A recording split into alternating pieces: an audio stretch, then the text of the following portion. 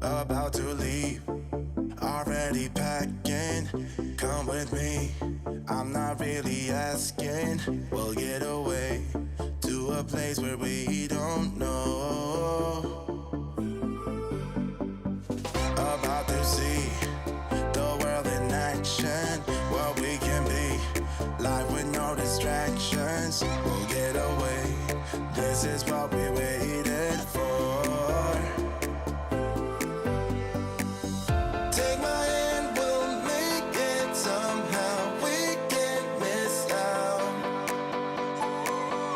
I'm done living life with the lights out. Die with my own doubts. Be free with me. Let's go, let's be free with me.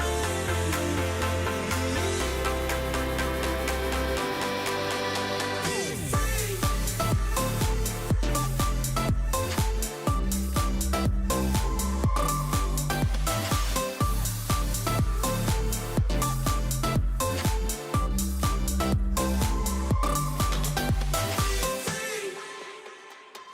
Not looking back, eyes on the freeway, Bonnie and Clyde, a classic cliche.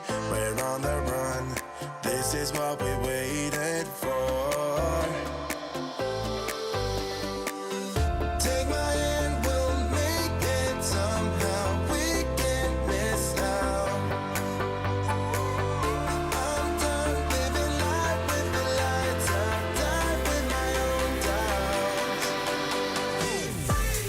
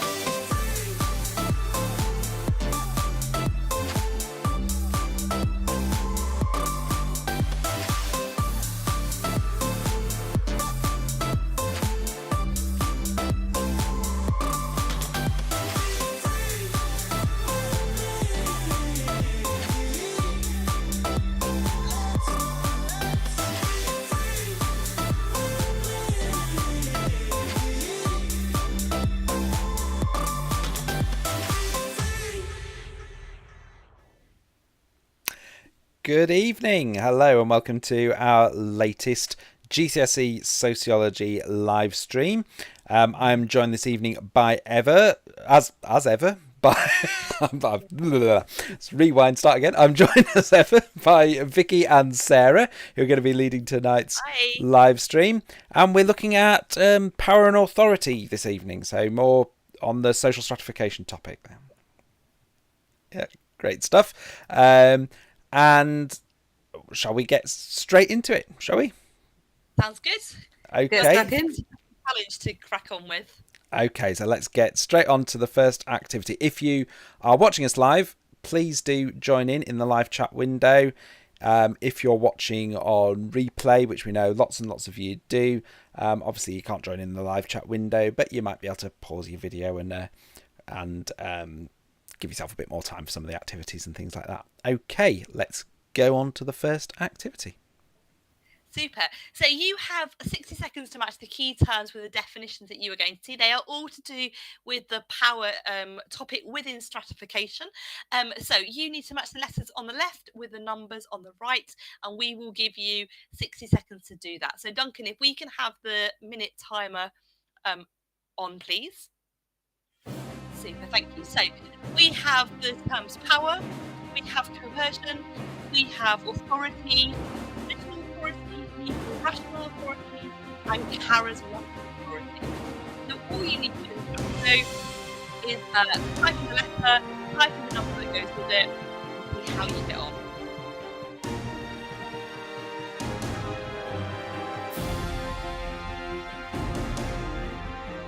Okay, you've had half of your time. Let's have some of these ideas coming into the chat.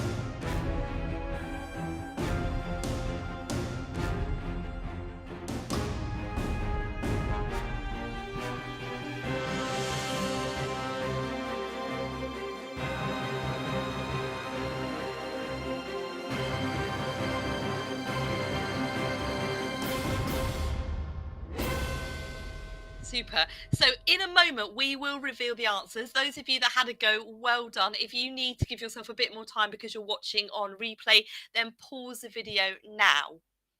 Duncan, can we have the answers revealed on the screen, please? Excellent. So we're going to talk about all of these terms throughout this evening's session. So firstly, we've got power, which is when people get what they want in spite of opposition. Okay, we'll talk about all of these, like I said, a bit later on. Coercion, when the power is gained through the use of force, i.e. we want to obey somebody because we feel we have no choice. Actually, we don't really want to obey them, sorry. We feel that we have to because we have no choice but to do so. Authority is when power is gained through consent or agreement. So, for example, we obey somebody because we think it's a right thing to do. And then if we think about authority, we've got traditional authority, which is based on custom and tradition. So the British monarchy, for example. The legal rational authority, that's based on the position held. So, for example, an elected prime minister or promoted boss, and charismatic authority, which is based on personality and personal qualities that inspire us.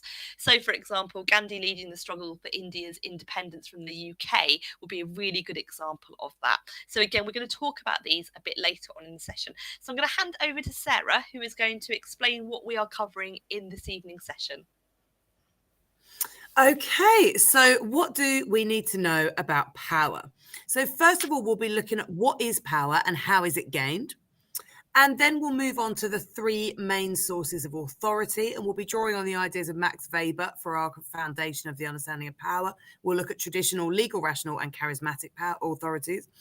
And then we'll look at state power and the different types, so legislative, executive, and judiciary.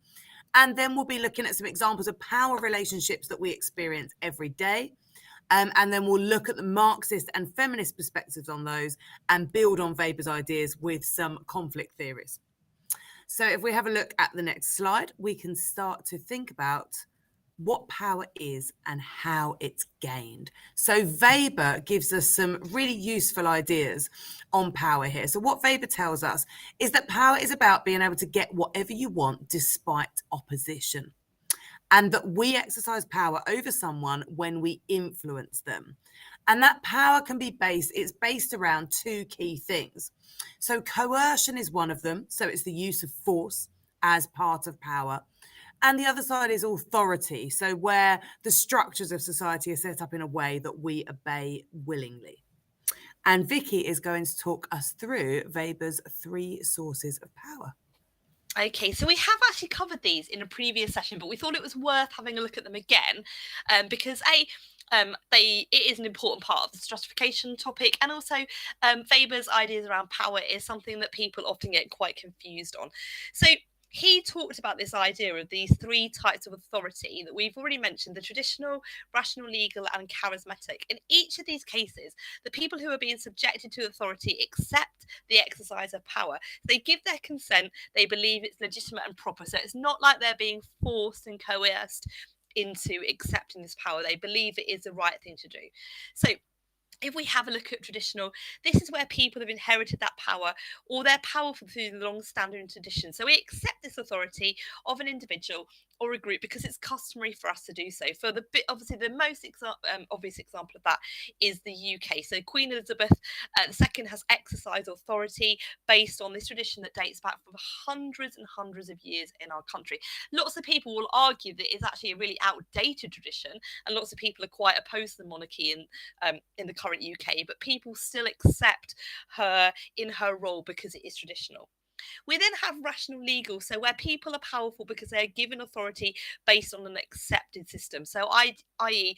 elected officials. So again, we obey that individual or the group because of the position they hold within the country or within an organisation. So it might be a democratically elected government who obviously exercise a legal right across the country, or it might be in the case of a workplace where employees accept a manager's authority to supervise their work because that's part of their job. Now again, even in the case of rational legal, there'll be lots of us who don't really agree with who has been voted into power and who has been elected, because they'll be the people that we perhaps didn't vote for ourselves, but we will follow things that they've asked us to do. For example, the COVID restrictions that we've had to live by for the past 2 years. Lots of people who did not vote the Conservatives into power are happily going through and living by those restrictions because we feel it is the right thing to do. And then finally, we've got charismatic. So people are powerful based on their personality. Now, you do get crossovers between all of these, but charismatic people are followed because of their personal qualities. So we think they've got really special qualities which are inspirational to us. So, for example, we might have Martin Luther King, who led the he led the fight for civil rights in the USA in the 1960s, so he would be seen as a charismatic leader. Nelson Mandela, and obviously his fight against apartheid in South America in the 1980s, although he's a really interesting example because he then went on to become the democratically elected president. Therefore, he had was able to exercise both legal and rational charismatic authority. So not many people do more than one, but he's a really good example of those that do. Right, Duncan, can we have our first activity up, please?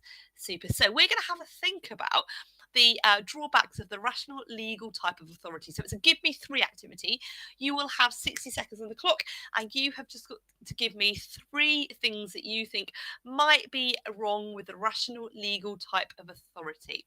Okay, Duncan, can we have that time on the clock?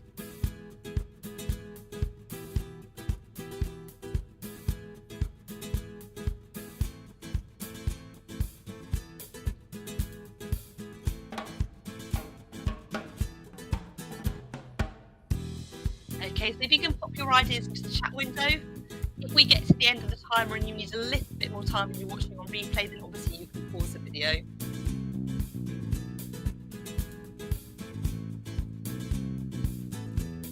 Excellent, we've got a really good idea coming up into the chat already.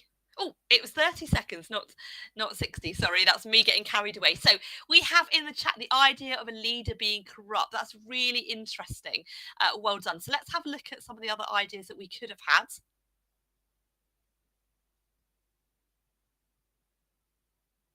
Okay, so we've got three different ideas here. So money, some people buy their way into politics and have huge sums of money behind their leadership campaign. So a good example of this would be Donald Trump and his presidential election campaign a few years back. And lots of people were initially quite horrified when he announced that he was going to run for the president, and nobody thought that he was going to get it until we got closer and closer to those leadership elections. But again, lots of money buying that people's ways into politics there.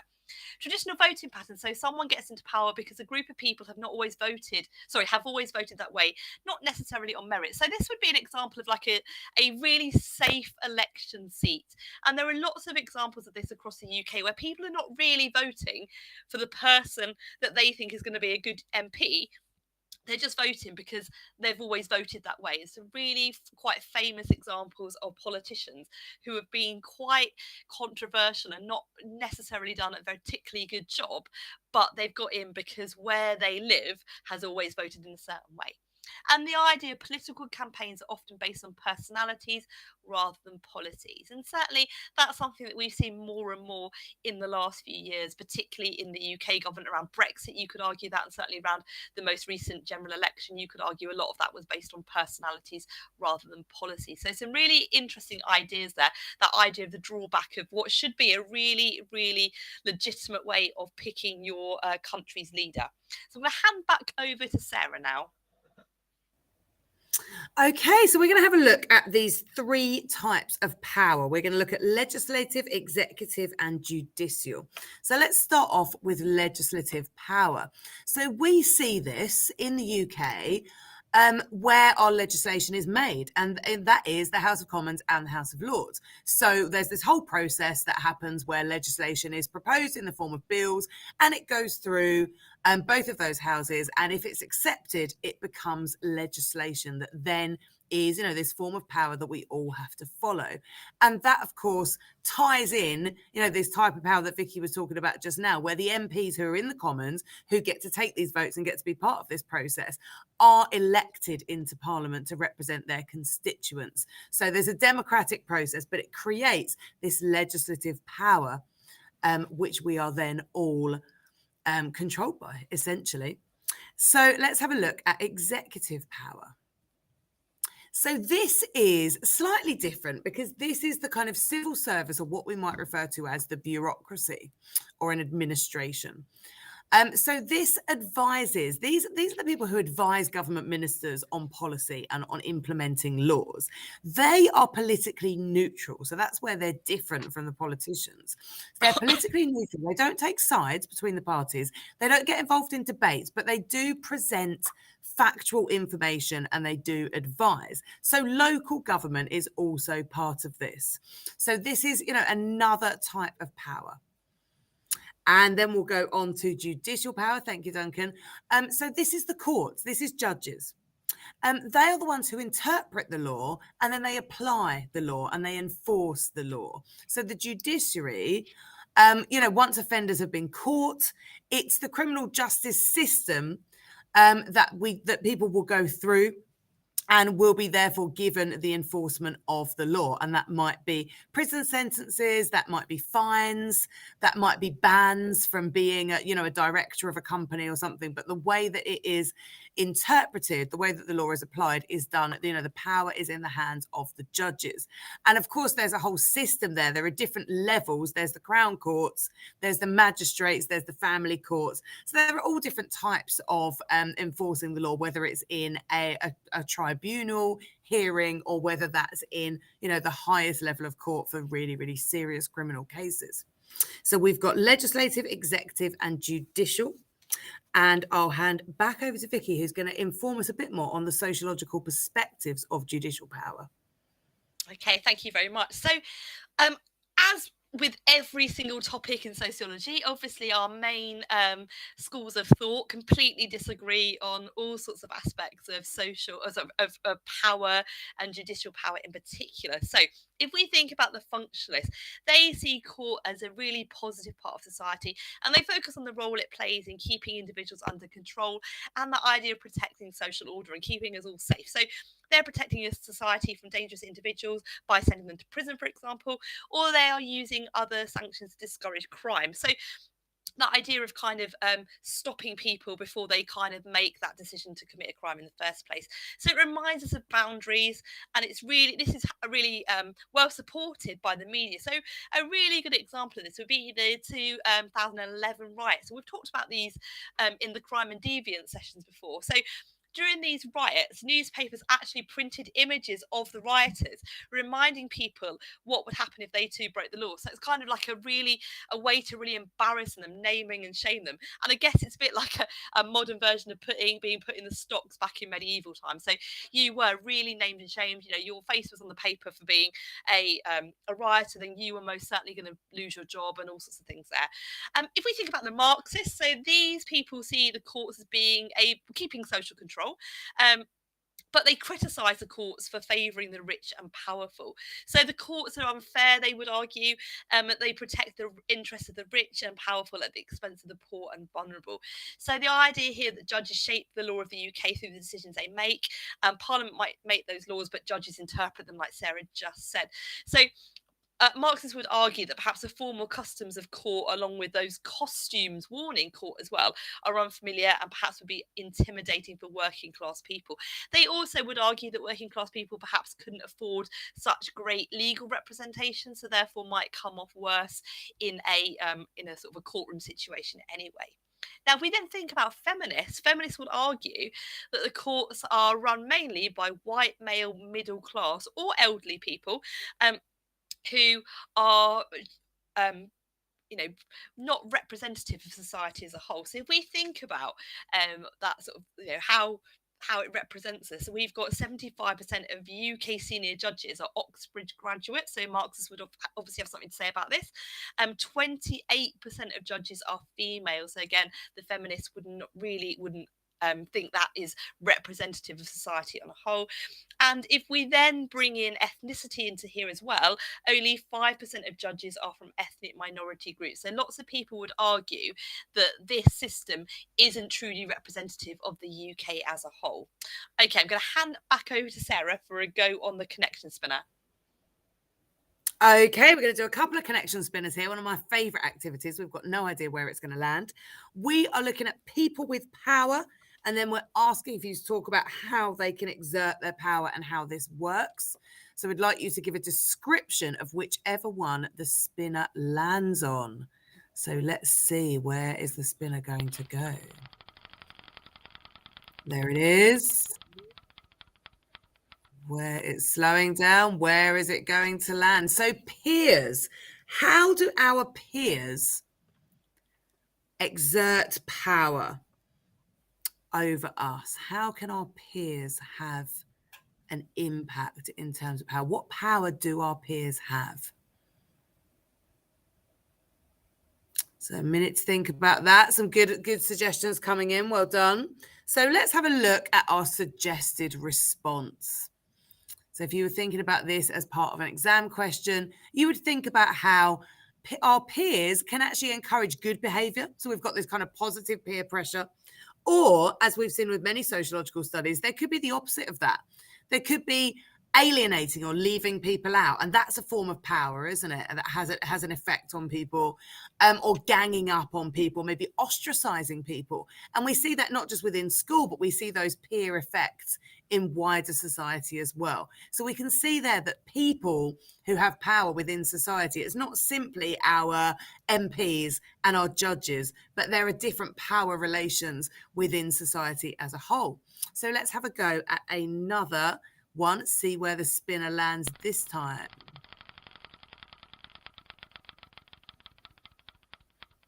Oh, we can't see the people at the moment. Who did it land on? It landed on parents or guardians. Okay, so it has popped up on the screen already, so you can see there. Parents or guardians, and I'm sure most of you are, absolutely straight in there with your direct experiences of the power that parents and guardians have over you. So forbidding teenagers to go out, or maybe giving curfews and times that you have to be home, banning technology or limiting screen time or use of technology, stopping allowance. So there's a financial power, because of course children are economically dependent on their parents, but also there's the positive side. There's the kind of rewards, the things that can be given as rewards, which could be financial, could be monetary, but also could be freedom, and different parents will exert different levels of power in different ways. Fantastic. So we're going to have a look on the next slide at our furthermore, further to the spinner there, about power relationships in everyday life. So we can see that within everyday life, children have got power relations with their parents and their guardians. We've also got students and teachers. So teachers are part of this hierarchy of the school, and they can exert power over their students. As we discussed with that spinner just now, young people and their peers. So your peers, although maybe not hierarchically above you, still, because of the power of numbers, really, have a way of exerting power. So there's a power relation taking place there. Employees and employers.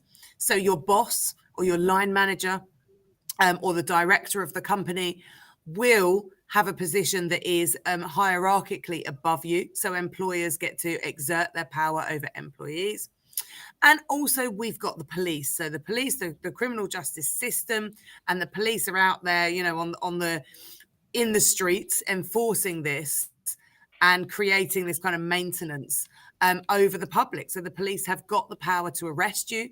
They've got the power to caution you. They've got the power to stop you and question you, stopping and searching as well, as some of you might be familiar with. So we've got this wide range of power relationships in everyday life, which extends the initial sources of power that we looked at the beginning of the session. And Vicky is now going to take us into some deeper thinking on feminism and power.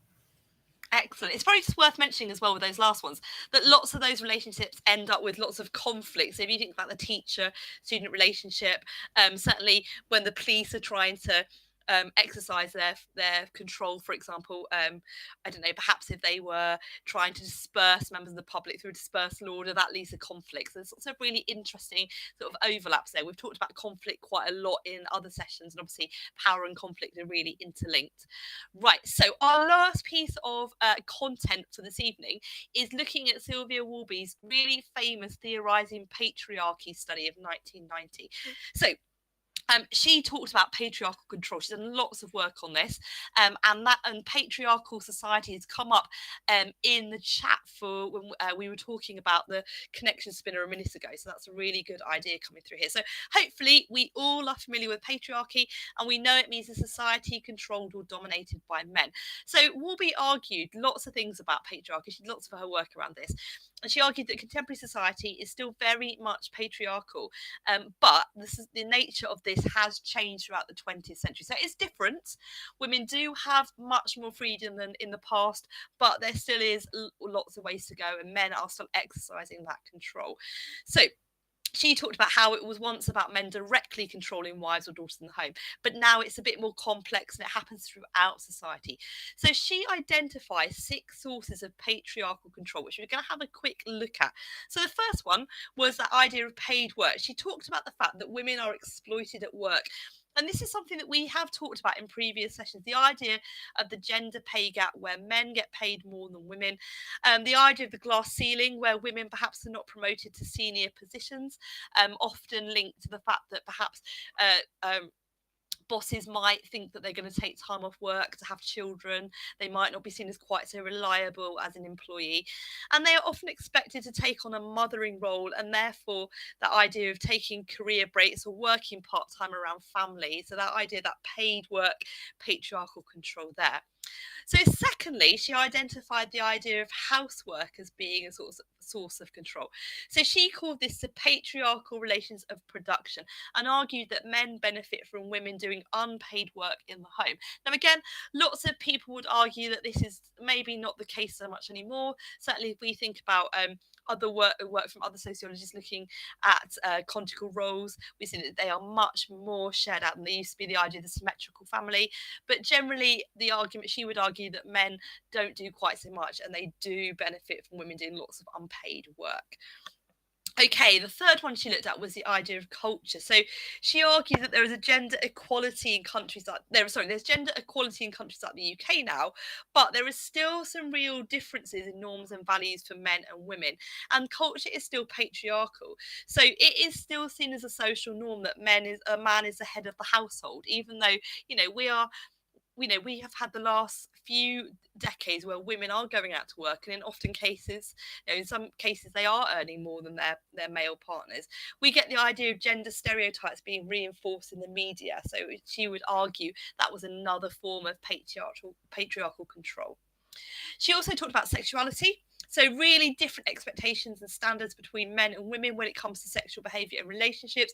The idea of double standards, certainly. There's much more censor and disapproval of young women having sexual partners than there is for young men. So the idea of women being gossiped about if they're sleeping, the term sleeping around perhaps, whereas men would be sort of almost congratulated by their mates. And that still is part of society, even though it obviously shouldn't be. She identified violence, said that feature of a patriarchal society is a threat of male violence against women. And we've seen this a lot in the last year or so with really famous cases like the horrific Sarah Everhard murder, for example.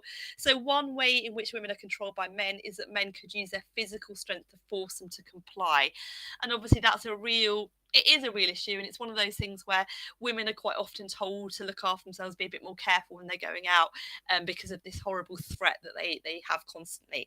And then finally, she talked about the state. So the idea of this obviously has changed. In the early 20th century, women couldn't even vote. And as of April 2019, we had a female prime minister. Obviously not for very long, but we did have a female prime minister, and we had a female prime minister throughout the 80s as well.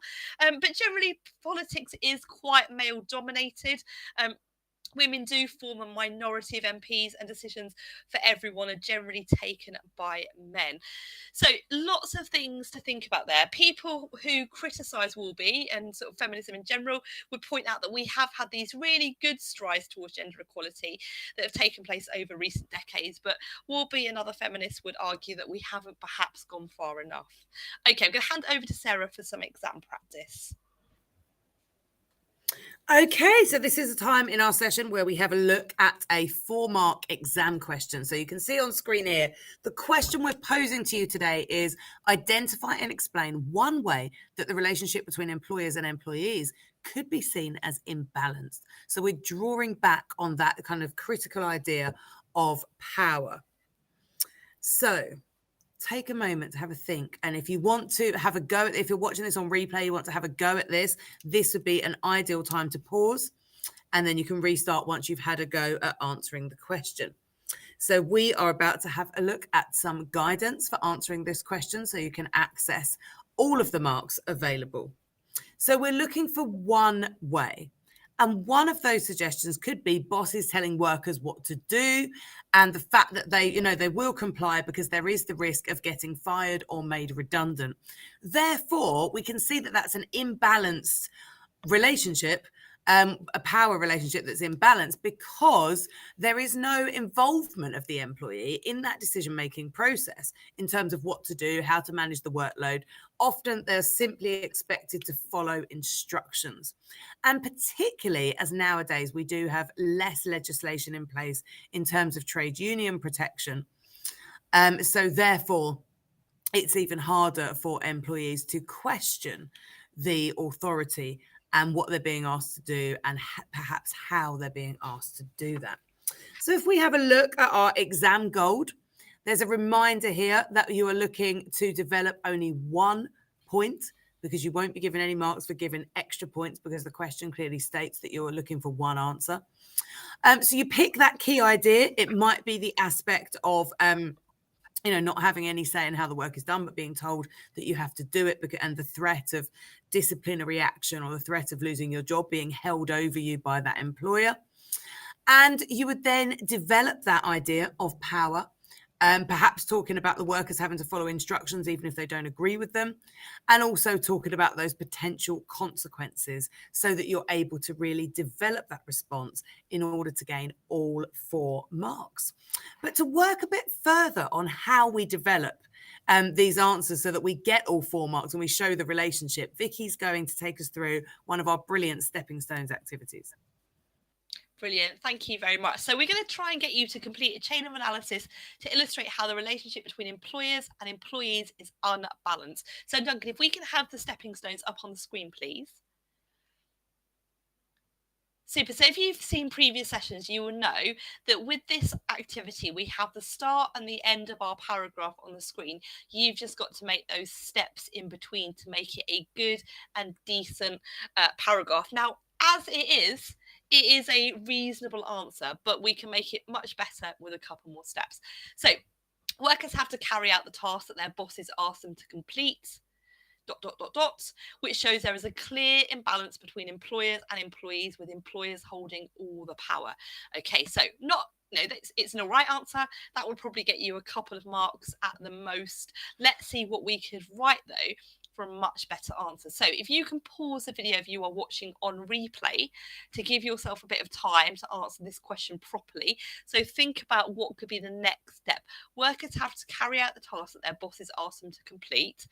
What could we perhaps argue could be our next step? Have a think if you are watching live. Take a moment to get a couple of ideas in the chat. Okay, so we are about to show you the next step. So if you are watching on replay and you need a bit more time, then just pause the video for a moment. Duncan, can we see the next one, please? So if they do not undertake these tasks, there are various sanctions that bosses can use, such as formal warnings, blocking promotions, and even the risk of being fired. So there's a really interesting one there that we quite often hear the term, and certainly we hear this a lot in education, the term non-negotiables, things that you have to do, even if perhaps you don't really agree with them. And if you don't do them, there are all sorts of things that can be done. Place. Blocking promotions is a really interesting one. Lots of people often agree to pretty much do anything if it means that they are going to get that next job. So taking on all sorts of different tasks, really interfering with their work-life balance, because having that promotion is really important. Okay, so we've still got a stepping stone here. So again, even the risk of being fired, which shows there is a clear imbalance. Again, still a reasonable answer, but how could we make this a brilliant answer? Okay, again, if you are watching on replay, just pause and give yourself a bit more time. Duncan, can we have the last one up on the screen, please? So this means that workers have to accept working conditions and tasks they might not agree with, as they have no choice. And this shows there is a clear imbalance between employers and employees, with employers holding the power. Now, hopefully, we would also be able to spot straight away that there is one school of thought, in particular one sociological school, that this idea fits in really well with, and that's the idea of Marxism, isn't it? The idea of the workers, the proletariats, not really having any choice and having to do what the owners, the bourgeoisie, the people who own the means of production are asking them, because they know that if they don't, they're going to get fired. Right, well done today, those of you that have joined in and got some really good answers in the chat. If you need a bit more help, there's all sorts of stuff on our additional support site on the Tutor2U website. There's revision cards, we've got study guides, all sorts of things on there, sort of video clips and lots of things that will help you with your exams. Good luck in upcoming mocks. I know lots of students around the country are doing mock exams over the next couple of weeks, so good luck with those. All right, thanks very much. Thanks, Vicky. Thanks, Sarah. Lots of some really good answers in the chat window there. And really useful exam gold at the end there. Excellent stuff. What are we looking at next? Can you remember? Right, I think next week, I've got a post-it note in front of me, so I can't remember, but I have it in front of me. So next week we are looking at family forms, and then the week after that we are looking at divorce, because we have planned our next 6 sessions around the advanced information that has obviously been released. So we've got a couple of weeks on family, a couple of weeks on education, and then a couple of weeks on crime and deviance. Wow, lots coming up. And okay. If we think about stratification, sorry, I'm just sort of waffling on a bit more.